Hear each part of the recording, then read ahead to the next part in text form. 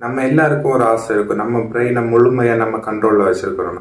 அது மட்டும் நடந்துடுச்சுன்னா நம்ம ஒரு சூப்பர் பவர் கிடைச்ச மாதிரி நம்ம நினைச்சுப்போம் இல்ல. நம்மளாலே நம்ம பிரெயினை முழுமையா கண்ட்ரோல்ல வச்சுக்க முடியும். அதுக்கு நம்ம ஃபர்ஸ்ட் பிரெயினை பத்தி தெரிஞ்சுக்கணும். பிரெயினோட ஒரே நோக்கம் என்னன்னு பாத்தீங்கன்னா சர்வை பண்ணணும். நேத்தைக்கு நீங்க எதெல்லாம் பண்ணி சர்வை பண்ணீங்களோ அதை இன்னைக்கும் திரும்ப பண்ண வைக்கும்.